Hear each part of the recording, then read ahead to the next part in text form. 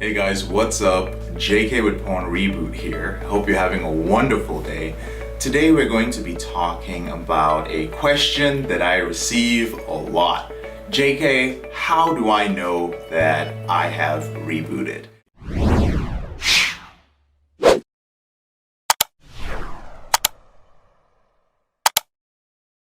And this is a great one. So what I did was I put together 10 signs that show that you have rebooted.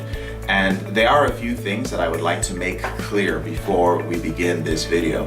The first thing is that a lot of these signs to look for are dependent on the individual and the level of your addiction.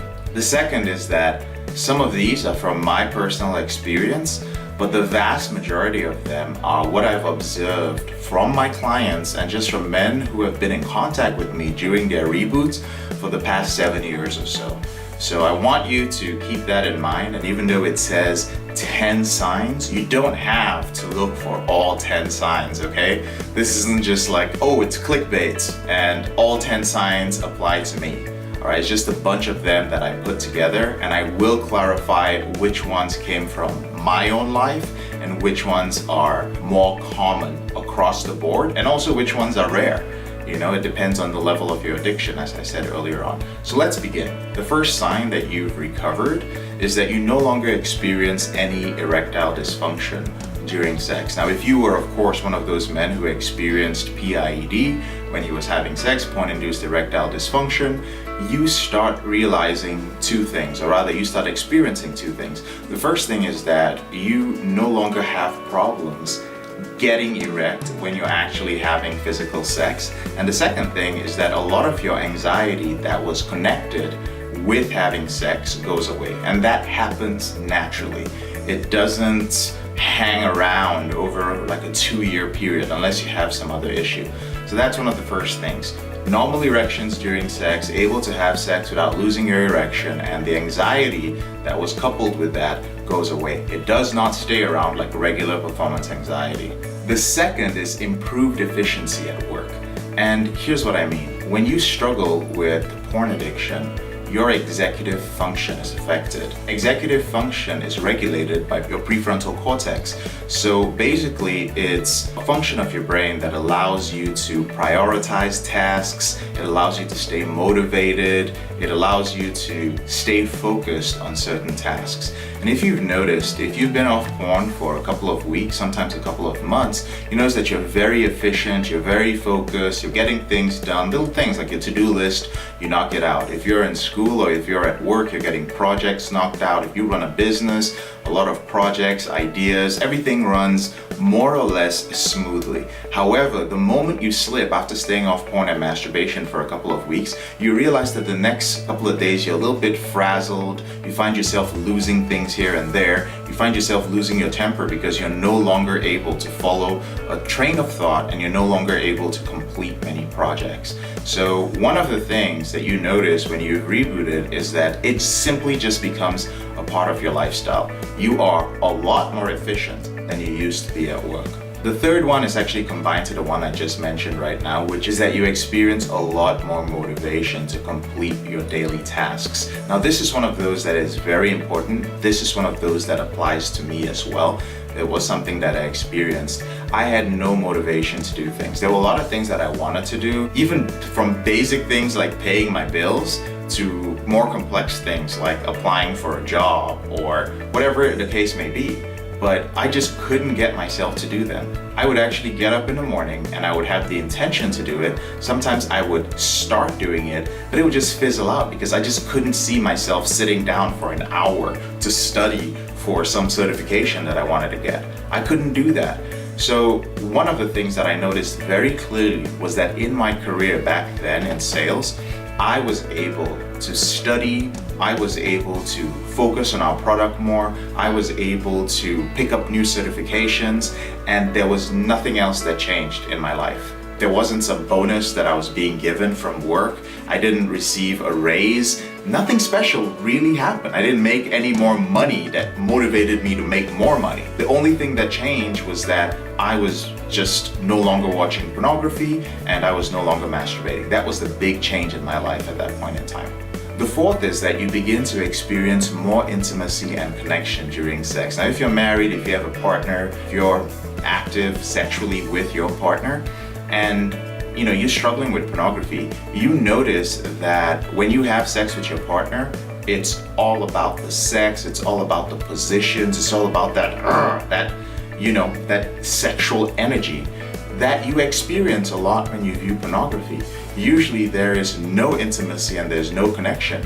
And when you go through your withdrawal symptoms from pornography, you notice that for a period of time, sometimes there are ups and downs, you feel nothing for your partner, including when you watch pornography too. Sometimes it's just like, there's just nothing. Like, I know she's sexy, she's attractive, but I feel nothing. But you can go in the bathroom and watch a little bit of pornography, get a little turned on, then come out and have sex with her. Or you don't have sex with her and you're absolutely fine to watch pornography. Or even better, even more common, you have sex with her, but right after that, the chaser effect kicks in, you watch pornography and you have so much more fun watching porn than connecting with your partner. Well, one of the things you're going to start noticing is that there's a lot more intimacy. You start being turned on by your partner, and it has nothing to do directly with how she looks. It is just based on the relationship that you have with her. Now, this is another one that applies to me because for 2 years during my recovery, I did go through a phase where I decided that I was going to date multiple women, I was going to have as much sex as I could, and I was going to meet women, but the primary reason for doing this was to overcome the huge amount of anxiety I had around women. And I talk about that in another video. I'll leave a link to that in the description below. But long story short, when my brain fully rewired in about 1.5 years, what happened was that I started losing the urges that I had to just have random sex. I got to a point where I started craving intimacy again, but no longer in a needy way like I did during my porn addiction. I now actually started filtering women out based on certain values, certain things that I looked for in them. And this made sex so much more fulfilling. Eventually I got to a point where casual sex no longer became a priority for me. Then I got into a long-term relationship that I was very satisfied with because it really allowed me to connect, to open up a lot of my emotions and move to the next level of healing from my porn addiction. The fifth sign is increased awareness of emotions. Now, this is a very important one and one that I've noticed in almost all my clients and in many men that I've kept in touch with during their recovery. And what I mean by this is that, well, for instance, in the PornReboot system, I teach men that you have to learn how to identify your emotions. As a porn addict, there are certain emotions that you may have been medicating with pornography, and there are certain emotions that you don't know how to identify because you've completely been avoiding them. So for instance, something may have happened with you and your dad when you were younger, or you may have experienced a very bad rejection from a woman, or you may have been divorced in your early 20s. Something may have happened in your life and you decided that you were going to protect yourself from being hurt in that way again by no longer identifying with that emotion. So in essence, that emotion that you used to experience is frozen. And it is important during your recovery to identify it and kind of thaw it out so that you can start feeling it. Some of these emotions are good and some of them are bad. But one of the things that definitely happens when you recover is that you start experiencing emotions that you never had before. And it's very, very important to understand how to deal with some of these emotions.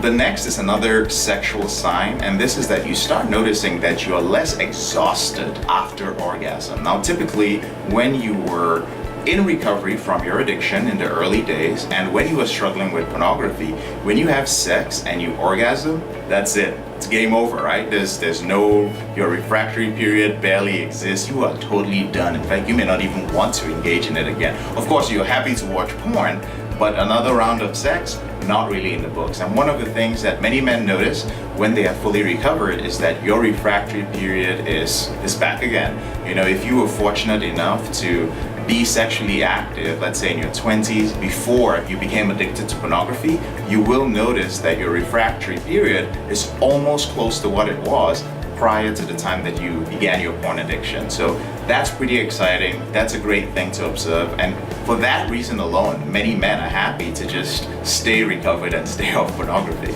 The next is that you experience less insomnia. A lot of men who struggle with porn addiction find it very difficult to sleep. And this is a result of your biochemistry. This is a result of a lot of the hormones that are released during the day. Again, there's another video that I've shot about it. I'll leave the link in the description below.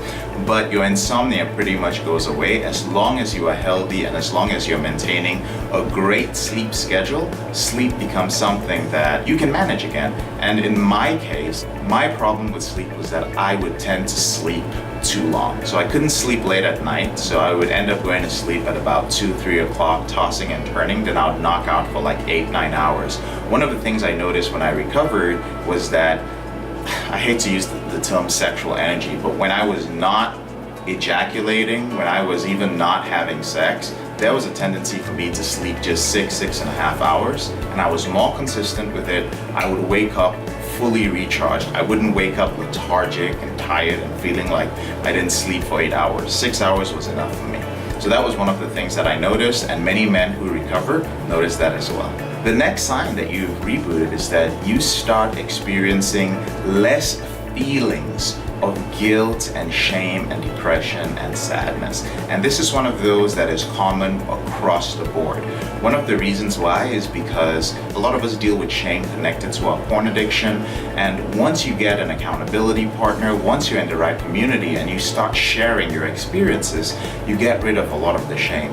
Once you are in the right system, in the Porn Reboot program, the Porn Reboot system is designed to help you eliminate specific emotions as well. One of those is guilt. I teach men how to overcome their guilt connected to their porn use. And sometimes that guilt stems from your religious upbringing.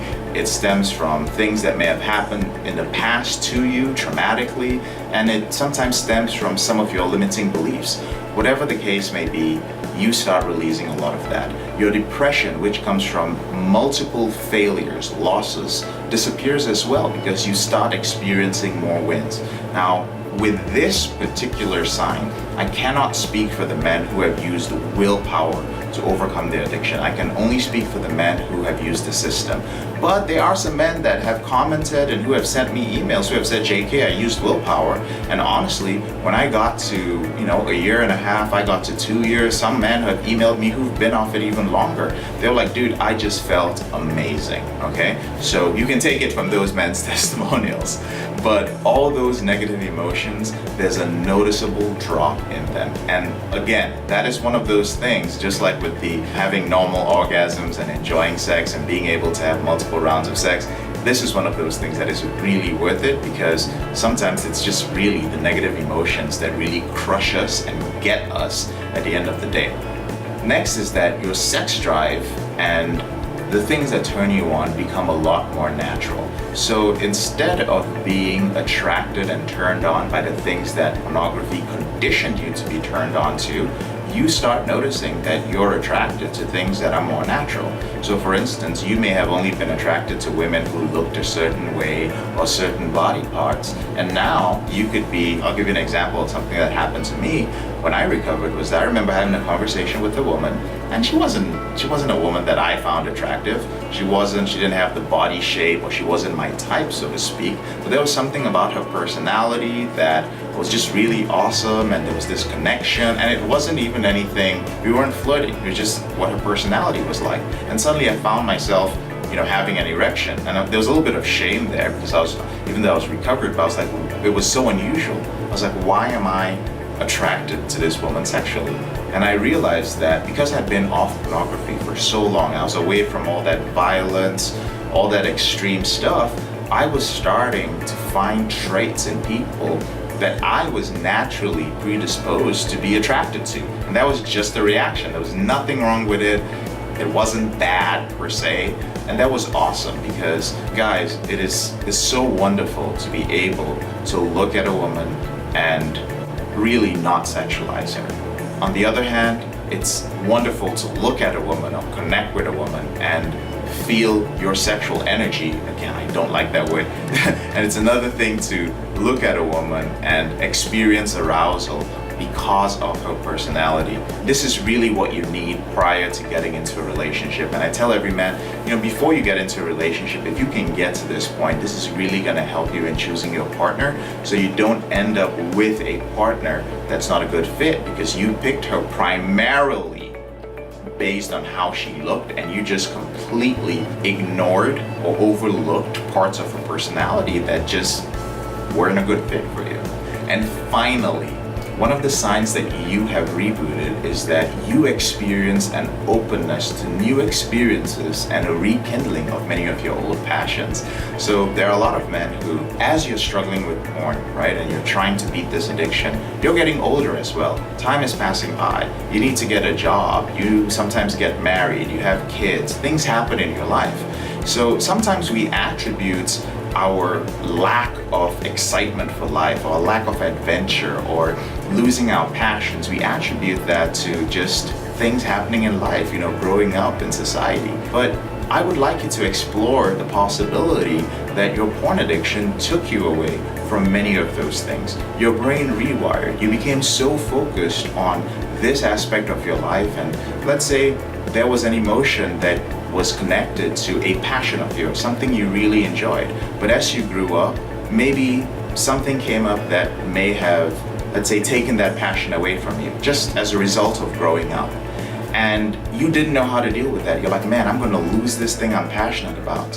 And so, because you didn't have coping skills to deal with it, you started watching pornography to deal with the loss of that passion, or the loss of becoming an adult, whatever the case may be. And you never got the opportunity to look at it objectively, find out, okay, like, how can I deal with this? Maybe I can come back to this later on in life. No, you didn't have the chance to mourn it. You didn't have the chance to even see if there was a possibility to rekindle it. And you just started using pornography and masturbation to deal with the strong emotion. But once porn is out of the way, once chronic masturbation is out of the way, you begin to examine the things that you used to be excited about. For me, one of the things was the outdoors. When I was younger, I always had these dreams of going outdoors and being an outdoorsman and camping. But as the years went by, I assumed that I dropped those passions because of work and career and financial obligations, that sort of thing. But once I recovered, all those passions started coming up again, and I started finding ways to incorporate it in my life again. And there's so many other aspects of my life. So that's a very exciting thing to experience when you reboot. All right, brothers? So there you have it. Those are the 10 signs that you have rebooted. I'd love to hear some of your thoughts on this. Go ahead and leave them in the comment section. And if you found this video helpful, go ahead and subscribe and like the video. I'm JK, your brother in this struggle. Thank you so much for taking the time to watch this video, and I'll speak to you later in the week.